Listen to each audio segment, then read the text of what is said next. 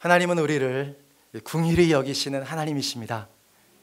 긍휼이라 함은 하나님께서 우리를 사랑하시고 그 사랑과 함께 눈물을 흘리시고 불쌍히 여겨주시는 주님의 모습을 의미합니다.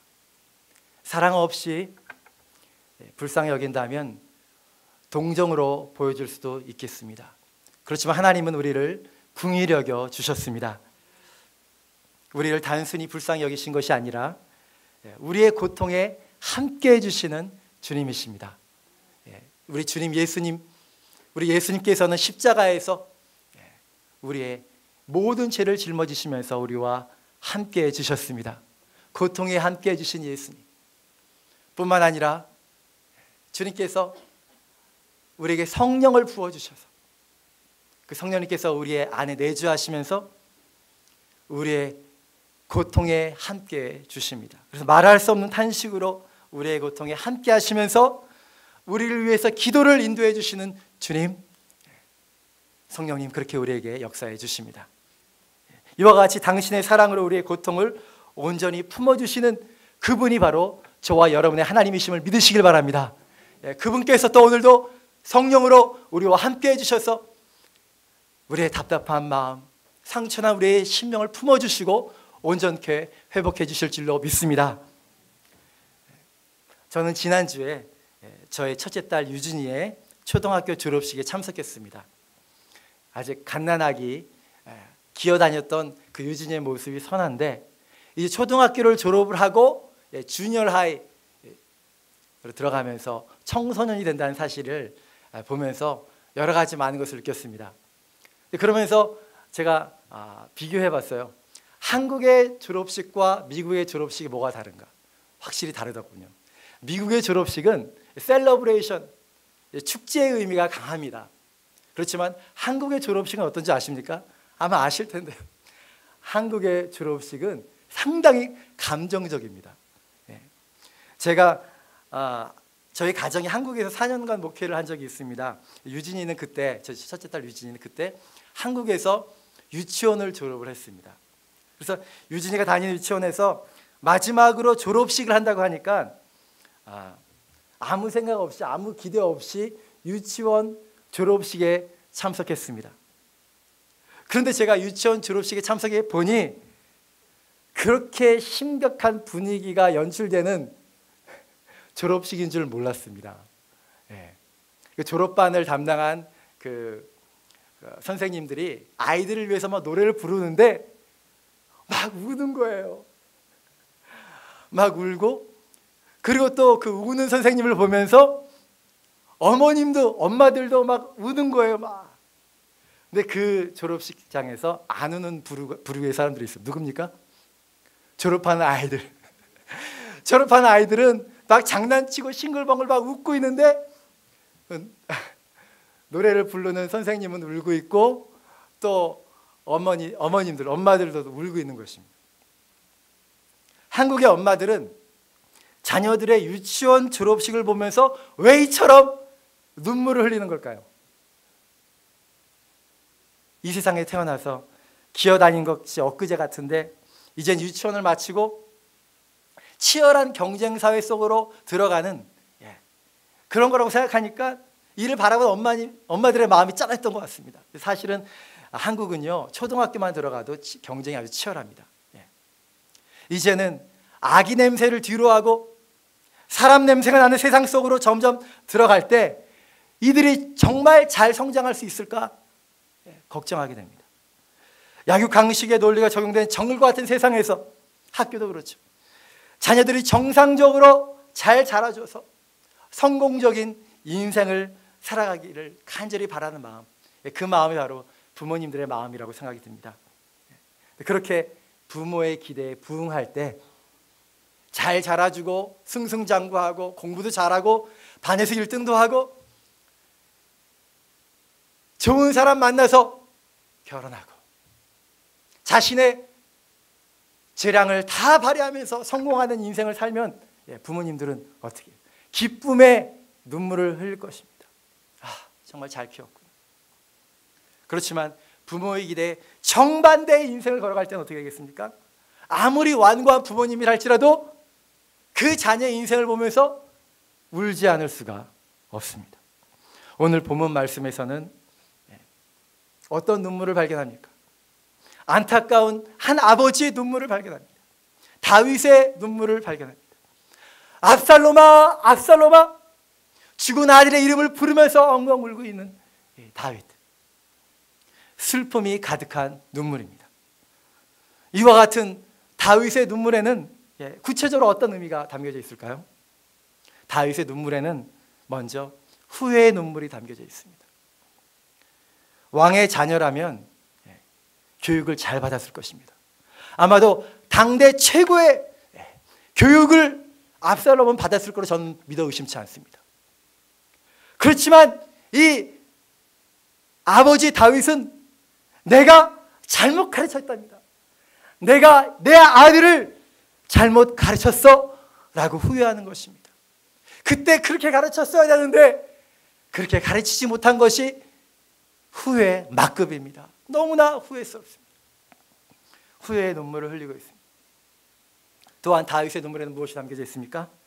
다윗의 눈물에는 자책의 의미가 담겨져 있습니다. 본질적으로 생각해 볼 때 내 아들 내가 죽였다는 사실입니다. 그 압살롬 내가 죽였어. 그것이 다윗의 기저에 깔려있는 다윗의 마음인 것입니다. 나의 도움으로 멋진 왕이 될 수 있었는데 나라 전체가 아니라 할지라도 어느 지역의 한 부분을 감당하는 분봉왕이라도 될 수 있었을 텐데 오히려 정반대로 역적이 되어 죽어간 자신의 아들을 바라보면서 한없이 자책하는 것입니다. 그 아들의 죽음은 바로 전적으로 나에게 달렸다는 거예요. 아버지인 나에게 달렸다는 것입니다. 다윗은 이와 같이 후회와 자책 속에서 슬픔의 눈물을 지금 흘리고 있습니다. 이처럼 자신을 자책하고 자책할 때 안타까워하는 이 다윗의 슬픔에는 끝이 없습니다. 이 슬픔은 바닥이 끝이 없어요. 계속 들어가면 들어가고 끝이 보이지가 않습니다. 그런데 바로 이 순간에 완전히 바닥으로 떨어진 다윗을 하나님은 찾아가시는 거예요. 그리고 하나님의 뜻을 깨닫게 하시는 것입니다. 깊은 슬픔에서 깨닫게 된 깊은 슬픔에서 깨어날 수 있게 된 중요한 깨달음 중에 하나는 바로 하나님께서 나에게 아직도 맡기신 일이 있다는 사실입니다. 나 자신이 부족한 것 같아도 나에게 맡기신 하나님의 일, 하나님의 사명이 있다는 사실은 다시금 일어나게 합니다. 엘리야가 그렇지 않았습니까? 동굴 속에서 죽을 날을 기다리던 엘리야. 죽고자 했지만 하나님은 엘리야에게 엘리야가 갖고 있는, 엘리야만이 할 수 있는, 꼭 엘리야가 해야만 하는 그 사명에 대해서 가르쳐 주셨습니다. 그때 다시 일어나지 않았습니까? 이제는 무의미한 존재 같고요, 이제는 잊혀진 존재 같고요, 그렇지만 하나님 나라에 존귀한 가치가 있는 존재라는 사실을 알게 될 때 다시 일어나게 됩니다. 하나님께서 나에게 호흡을 주시고 생명을 주셨다면 나에게 맡기신 사명이 있음을 믿으시길 바랍니다. 이와 같이 나의 건강에 조금 문제가 있을지라도 그래도 주님 앞에 나와 찬양할 수 있고 예배할 수 있다면 분명히 저와 여러분에게 분명한 하나님의 사명이 있음을 믿으시길 바랍니다. 나 같은 것이 무엇을 할 수 있나가 아닙니다. 나의 현위치가 바닥이라 할지라도 나에게 생명이 있다면 내가 하나님을 섬길 수 있고 바로 좌우에 있는 나의 형제 자매를 섬길 수가 있는 것입니다. 다윗은 아들을 잃어버렸습니다. 그러나 하나님께서 깨닫게 하시는 것은 무엇입니까? 너에게는 너가 사랑하고 섬길 더 많은 자녀들이 있다는 사실입니다. 이스라엘 백성들, 그들을 다 너의 새로운 자녀들로 바라보고 사랑으로 섬기라는 것입니다. 오늘의 말씀은 바닥까지 떨어진 다윗이 다시 한번 하나님 나라의 일꾼으로 회복되어 하나님 나라의 일꾼으로서 자신의 위치를 지키는 모습을 보여줍니다. 이처럼 심리적으로 나락으로 떨어졌다가 다시 회복된 다윗을 보면서 오늘도 우리가 어떻게 하면 정말 밑바닥으로 떨어진 그런 나의 모습, 그렇지만 어떻게 다시 일어날 수 있을까를 배울 수 있는 귀한 말씀입니다. 첫 번째로 오늘 말씀을 통해서 우리가 배우는 것은, 교훈은 나의 현실 속에 나와 함께 하시는 하나님을 인정하라는 말씀입니다. 우리가 하나님께 대해 오해하기 쉬운 것은요, 내가 하나님을 찬양하고 예배를 드릴 때만 하나님의 임재를 경험할 수 있다고 생각하는 것입니다. 내가 기쁨으로 감격하면서 하나님을 뛰면서 엄청나게 감격하면서 찬양할 때만이, 예배할 때만이 하나님의 말씀을 깨닫고 깊은 임재 속으로, 친밀함 속으로 들어갈 수 있다라고 생각하는 것입니다. 그러나 그렇지 않습니다. 내가 슬픔 가운데 홀로 있을 때, 엄청난 고통 가운데서 아무 생각도 할 수가 없어요. 손 하나 까딱할 수 없습니다. 바로 그와 같은 상황에서 그야말로 버티고만 있을 때, 바로 그 순간 주님은 나와 함께 하신다는 사실입니다. 그러므로 나의 고통 가운데 현재 함께 하시는 주님을 바라보게 하소서라고 기도하시길 바랍니다.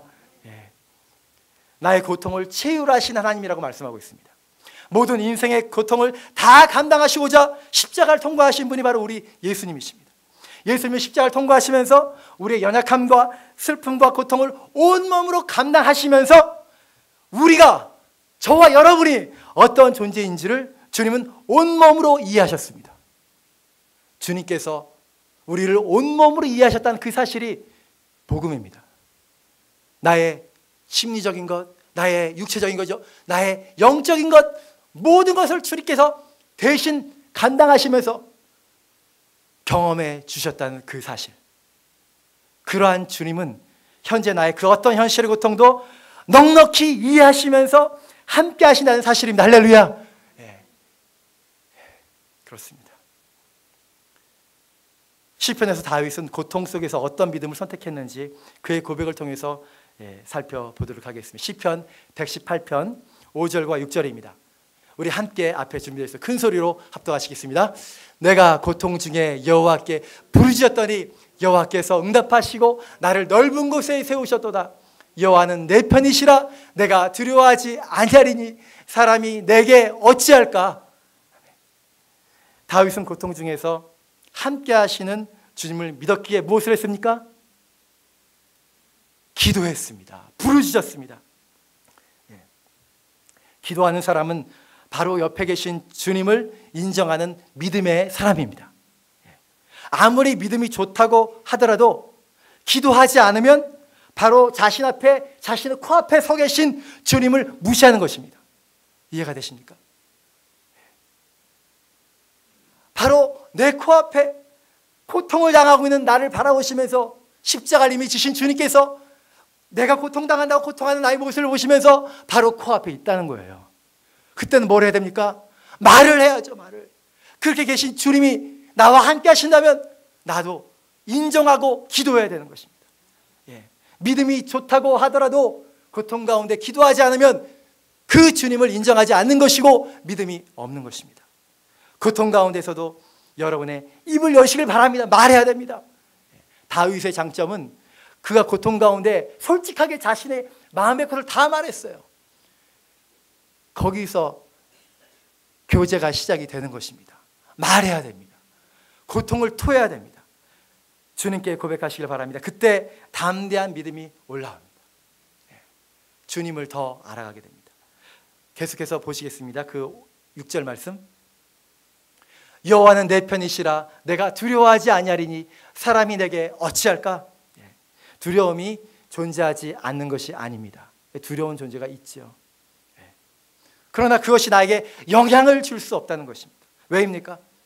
난 여전히 부족해요. 그렇습니다. 나는 현재 나의 고통이 거의 90% 이상 저의 잘못이고 나의 고통이라는 것이죠. 그렇지만 부족함 가운데 고통 가운데 있다 할지라도 하나님은 내 편이시다 라고 고백하는 것입니다. 다윗이 고통 가운데 울면서 있지만 그게 있었던 믿음은 하나님은 내 편이시다라는 고백입니다. 그 누가 나를 대적할 수 있겠습니까? 하나님이 내 편이신데 그 누구를 두려워하겠습니까? 이것이 다윗이 현실에서 붙잡은 믿음입니다. 이것을 기억하시길 바랍니다. 나를 위해서 십자가를 지신 주님은 저와 여러분을 소중히 여기십니다. 주님 한 분만을 나의 고통의 현실 속에서 간섭하실 수 있는 유일한 한 분으로 인정하시길 바랍니다.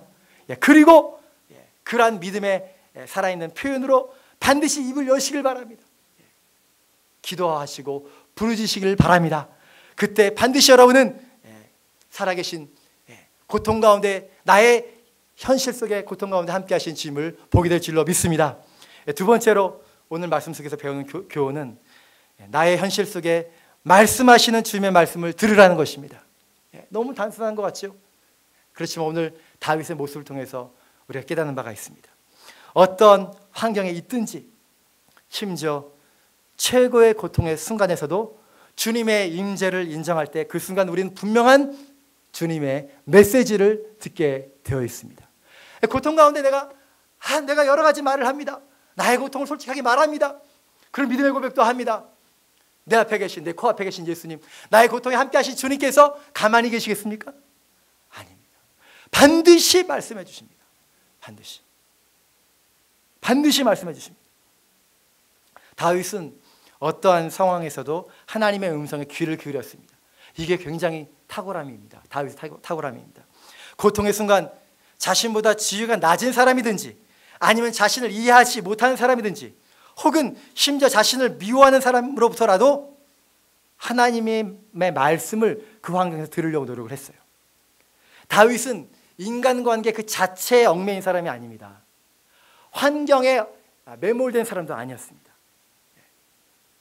그래서 나보다 높은 사람이든지 나보다 낮은 사람이든지, 나를 지지하는 사람인지 나를 저주하는 사람인지, 나보다 나이가 많든지 나보다 나이가 적든지 상관하지 않고 그 속에서도 하나님만 생각한 거예요.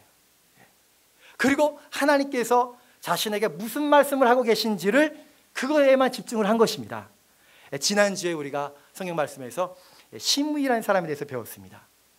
시므이는 다윗에 대해서 악담을 넘어서서 저주를 한 사람이죠. 객관적으로 보아도 다윗은 그러한 시므이의 말에 조금에도 의미를 두지 않아도 됩니다. 그렇게 생각할 수 있죠. 그러나 다윗은 그 시므이의 말을 통해서 어떻게 반응합니까? 그러한 일조차도 하나님의 허락하심 속에서 자신에게 주어지는 메시지라고 받아들이지 않습니까? 오늘도 마찬가지입니다. 오늘 본문에서 요압이 신하지 않습니까? 요압은 아들 압살롬을 잃어버린 아버지 다윗의 마음을 이해할 수 있습니까? 전혀 이해할 수 없을 것입니다. 그럼에도 불구하고 다윗은 하나님 앞에서 요압의 말을 듣습니다. 다윗은 요압의 말을 자신의 마음을 조금도 이해하지 못하는 한낱 부하의 말로 치부하지 않았습니다.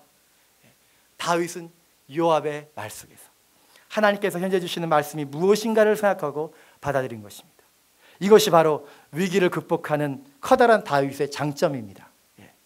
다윗은 자신의 일생에서 이와 같이 바닥을 친 적이 여러 번 있지 않습니까? 골리앗을 죽이고 결국 왕의 사위가 되었지만 다시 방랑자가 됩니다. 10년 넘게 방랑자가 됩니다. 그리고 나중에는 자신을 죽이려는 아들을 피해서 피난 생활을 하게 됩니다. 그런데 중요한 사실은 낮은 위치에 떨어졌던 다윗이 어김없이 리바운스를 하는 거예요. 어김없이 존귀한 위치로 다시 돌아옵니다. 왜 그렇습니까? 그것은 고통의 순간, 실패의 순간 속에서도 다윗은 자신에게 주시는 힘든 말씀들을 그대로 받아들이는 겸손이 있었기 때문입니다. 다윗은 요압의 말 속에서도, 심지어 시므의 말 속에서도 자신에게 주시고자 하시는 하나님의 메시지를 찾아내는 겸손한 사람이었습니다. 하나님의 말씀이 적어서 우리가 하나님의 말씀을 개인적으로 받아들이지 못하는 것이 아닙니다. 우리가 낮아지지 못해서, 겸손하지 못해서 하나님의 말씀을 잘 받아들이지 못하는 것입니다. 우리는 가정에서 나의 자녀들을 통해서도 하나님의 음성을 들을 수 있습니다. 일터에서 직장의 동료를 통해서도 하나님의 음성을 들을 수 있습니다. 그곳에서 하나님이 계신 것을 인정합니다. 그리고 영적인 멘토, 나의 목사님, 나의 전도사님을 통해서도 하나님의 음성을 들을 수 있습니다. 사랑하는 형제 자매님을 통해서도, 그분의 말을 통해서도 하나님의 음성을 들을 수 있습니다. 말씀이 부족한 것이 아닙니다. 인터넷을 틀어서 유명한 목사님을 치면 목사님 말씀을 들을 수 있습니다. 충만한 말씀이 있는 세상이지만 우리가 하나님의 음성을 들을 수 없다면 왜 그럴까요? 다윗은 자신의 부패상을 낱낱이 구하는 무서운 나단 선지자의 그 말을 다 받아들입니다. 왕의 권한으로 죽일 수 있었습니다. 금방 잊혀졌을 것입니다. 그렇지만 나단 선지자의 말을 듣고 겸손히 받아들이는 겸손한 왕이 됐습니다. 그때 하나님께서는 그때 다윗을 다시 높이고자 하시는 결정을 하시는 것입니다. 하나님의 사람들은 자신 스스로 높아지지 못합니다. 하나님의 사람들은 하나님이 높여줘야지 높여지는 것입니다. 내가 스스로 높이려고 할 때 절대로 안 됩니다. 하나님의 말씀이 임할 때 겸손한 마음으로 내가 나 자신을 낮출 때 하나님이 높여주시는 것입니다. 다윗은 바로 그런 겸손이 있었습니다. 시므의 말을 통해서도 요압의 말을 통해서도 하나님의 메시지를 어찌하든지 들으려고 노력을 했습니다. 그랬던 다윗은 하나님의 음성을 듣고 회복하게 되는 것입니다. 이번 주는 성령 강림 주일입니다. 교회역으로 보면 그렇습니다. 구약시대 사람들보다 은혜의 시대에 사는 우리들은 내주하시는 성령님을 통해서 끊임없이 주님의 말씀을 받아들이고 있습니다. 내 양은 나의 음성을 듣는다 라고 예수님께서 요한복음에서 말씀하셨습니다. 저와 여러분은 바로 예수님의 말씀을 들을 수가 있습니다. 누구의 도움으로요? 성령님의 도움을 통해서 성령님은 바로 이 땅에 오셔서 예수님의 말씀을 기억나게 하시고 깨닫게 하시고 그 말씀에 순종하게 하시는 성령님이십니다. 우리는 그 성령님의 도우심을 통하여서 예수님의 말씀을 듣고 따르고 순종하게 되어 있습니다. 언제요? 우리가 겸손히 주님 앞에 나아갈 때, 나의 모든 상황 속에서, 모든 만남 속에서 그러한 음성을 들을 수 있는 줄로 믿습니다. 겸손한 자세로 주님 앞에 나아가셔서 주님이 주시는 분명한 메시지를 우리의 삶 가운데서 분명히 발견하시는 저와 여러분 되시길 예수님의 이름으로 축원드립니다. 마지막 세 번째로 오늘 말씀을 통해서 주시는 교훈은 나의 현실 속에서 일으켜 세우시는 주님의 손길을 받아들이라는 말씀입니다. 내가 인정해야 될 부분이 있습니다. 그리고 내가 선택해야 될 부분이 있습니다. 하나님은 기쁨으로 어려운 현실에서 여러분들을 일으켜 세우십니다. 하나님은 우리를 향해서 말씀하시는 거예요. 세상을 향해 일어서서 너의 믿음을 표현하라. 그렇게 말씀하시는 것입니다. 그렇지만 우리는 그것이 두렵고 하기 싫습니다. 왜냐하면 나는 그만한 일을 감당할 자격이 없다는 것입니다. 그것이 나의 생각이고. 그리고 우리는 두더지와 같은 삶, 어둠 속에서 적당히 타협하고 살아가는 그 삶이 더 익숙한 것입니다. 그것이 우리의 정직한 모습일 것입니다. 다윗은 정직한 사람이었습니다. 자신이 행한 범죄에 대해서 정직하게 반응을 했습니다. 그래서 눈물로 침상을 적시는 그 시편을 알지 않습니까? 죄에 대해서 안타까워했고 아파했습니다. 기독교 역사를 살펴보면 많은 신앙의 위인들이 죄에 대해서 정직하게 반응하고 힘들어했습니다. 그러면서 그들은 우울증에 빠지기도 했습니다. 종교개혁자 마틴 루터는 많은 시간 우울증에 빠져서 우울증과 싸웠습니다.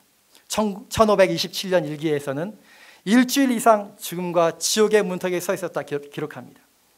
루터 연구가 롤랜드 베이튼에 의하면 루터는 주기적으로 찾아오는 극심한 양극성 장애, 그러니까 우울증과 조울증이 반복되는 심리장애를 겪었다고 합니다. 그리고 19세기에 들어오면요, 부흥운동을 일으켰던 영국의 유명한 명설교가 찰스 스펄전이 있습니다. 이 찰스 스펄전도 중증 우울증을 겪었다고 합니다. 그는 1년에 2, 3개월은 아예 강단에 서지 못했다고 합니다. 1년 동안. 이들은 모두가 자신의 연약함 속에서 아파했던 사람들입니다. 그러나 하나님은 이들을 결국 다시 일으켜 세우시고 사람들 앞에 서게 하셨습니다.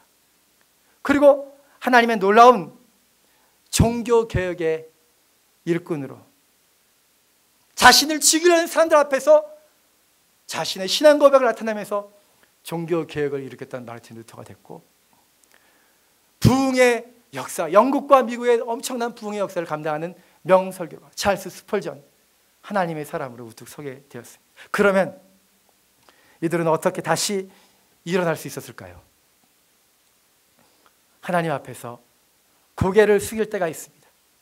하나님 앞에 부끄러워 고개를 떨굴 때가 있습니다. 외면적으로 보면 목사이지만 하나님 앞에 부끄러울 때는 강단에서 서는 것은 두려움 그 자체입니다. 내가 목사로서 말씀을 감당할 수 있나? 라는 질문을 던질 때가 있습니다. 그런 고개를 숙이고 있습니다. 그러나 그때 바로 그 순간 성령님은 믿음으로 고개를 들라 말씀하십니다. 그리고 십자가의 보혈을 바라보라 명령하십니다. 두려움 속에서 아무 말도 할 수 없는 그러한 상황 속에 있을지라도 하나님의 사람은 순종을 선택하게 됩니다. 주님의 보혈이 나를 깨끗해 하심을 오로지 신뢰하면서 믿음으로 일어납니다. 죄의식 가운데 처절히 바닥에 떨어졌을 때 오직 주님의 약속의 말씀만을 의지하게 됩니다. 보혈의 약속만을 의지하게 됩니다. 나의 공로가 아닌 주님의 공로만을 의지하게 됩니다. 이것이 바로 죄의식을 이기는 힘입니다. 다윗도 그랬습니다. 그토록 충성스러운 신하 충신 우리아를 죽였습니다. 그토록 아름다운 자신의 아들 압살롬을 죽였습니다. 충신을 죽이는 왕, 자신의 아들을 죽이는 아버지가 무슨 낯으로 사람들 앞에 설 수 있겠습니까? 무슨 논리로 하나님의 백성들을 자애로 다스린다 말하면서 설 수 있겠습니까? 설 수 없죠. 그러나 바로 이 순간 발견되어진 진리가 있습니다. 그것이 바로 복음입니다. 하나님의 일방적인 은혜입니다. 은혜라는 것 자체가 일방적이에요. 나와 상관이 없습니다. 어찌 보면 은혜는 일방적입니다. 나의 노력과 전혀 상관이 없습니다. 우리는 나 자신이 정말 아무것도 아니구나를 깨닫는 그 순간 우리는 진정한 의미에서 복음을, 하나님의 은혜를 깨닫게 됩니다. 깊은 죄악 속에서 사무쳐서 두더지처럼 어둠 속에 숨고자 할 때 다시 진리의 빛 가운데로 나오게 하는 하나님의 진리를 체험하게 됩니다. 오늘 본문 말씀 8절에서 왕은 다시 일어나서 성문 앞에 앉습니다. 다윗은 믿음으로 자신의 현실 앞에 다시 선 것입니다. 얼마나 많은 사람들이, 얼마나 여러 가지 여론들이 들끓으며 다윗에게 말하겠습니까? 그렇지만 다윗은 믿음으로 다시 세상 앞에 서게 된 것입니다. 어떤 믿음입니까? 나의 죄를 사하시는, 도말하시는 하나님의 은혜를 의지하게 된 것입니다. 골리앗을 무너뜨린 다윗입니다. 그리고 다윗은 가는 곳마다 승리했다고 합니다. 그런 모습을 통해서 하나님의 권능을 발견합니다. 그러나 다윗이 자신의 연약함으로, 죄악으로 인생의 바닥을 쳤을 때, 그리고 고통 가운데서 신음하는 순간 성령님은 우리로 하여금 죄의 세력을 파하시는 복음의 권세를 발견하게 하십니다. 바닥에서 일어나 다시 서는 다윗의 모습에서 우리는 정죄받지 않은 하나님의 사람의 모습을 보게 됩니다. 여전히 세상 그 사람들이, 여전히 이스라엘 사람들이 정죄한다 할지라도 다윗은 믿음으로 주님 앞에 나가는 것입니다. 어떤 상황에서 다시 일어날 수 있는 하나님의 진리를 발견합니다. 다윗이 고백합니다. 시편 51편 1절 말씀입니다. 준비가 됐는데요, 함께 읽겠습니다. 시편 51편 1절입니다. 하나님이여, 주의 인재를 쫓아 나를 긍휼히 여기시며 주의 많은 자비를 쫓아 내 죄과를 도말하소서. 하나님의 주의 인재를 쫓아 나를 긍휼히 여기시고 주의 많은 자비를 쫓아 내 죄과를 도말하십시오. 요즘 성경 말씀에는 나의 죄를 지워주십시오, 나의 죄의 채무를 사하여 주십시오 라는 고백입니다. 나의 죄과를 도말하여 주십시오. 다윗은 복음을 알았습니다. 다윗은 하나님은 자신의 죄를 넉넉히 도말하실 수 있으신 하나님으로 믿었습니다. 다윗은 바로 그러한 믿음으로 나간 것입니다. 하나님 앞에서 정말로 나는 아무것도 아닙니다 고백하고 주님의 약속을 의지하는 순간 복음의 능력을 발견할 수 있습니다. 다시 일어나게 하는 능력, 죄사함의 능력을 체험할 수 있습니다. 그리고 세상을 향하여 담대히 외치게 됩니다. 나는 죄사함 받은 하나님의 자녀다. 나는 죄사함 받은 하나님의 자녀다. 여전히 나를 향해 정죄한다 할지라도 나는 죄사함 받은 하나님의 자녀다라고 고백할 수 있는 것입니다. 다윗은 오늘 본문 말씀을 보면 상황이 다 종료됐습니다. 반역한 자의 무리가 일단 다 소멸됐어요. 그렇지만 문제가 해결되지 않은 게 있죠. 자신의 내면 세계는 심리적으로 해결이 안 된 거예요. 아들을 죽인 그 상처 해결되지 않았습니다. 속사람이 해결되지 않았습니다. 그렇지만 다윗은 자신의 죄를 도말하시는 그 주님을 바라보고 다시 믿음으로 서게 된 것입니다. 여러분 모두 그러한 은혜를 받으신 분들이신 것을 믿으시길 바랍니다. 두려움 없이 세상 앞에서 일어나시길 예수님의 이름으로 축원드립니다. 옆에 계신 분들을 향해서 이렇게 한번 축복했으면 좋겠습니다. 우리 옆에 아무도 안 계시면 자신을 향해 축복하십시오. 당신의 죄는 주님의 보혈로 씻겨졌습니다. 한 번 더 고백하겠습니다. 당신은 사자보다도 담대한 하나님의 사람입니다. 아멘. 그렇습니다. 그렇게 세상 앞에서 일어나셔서 믿음으로 다시 서셔서 우리에게 맡겨주신 사명을 감당하고 기쁨으로 달려가시는 저와 여러분 되시기를 예수님의 이름으로 축원드립니다. 기도하시겠습니다.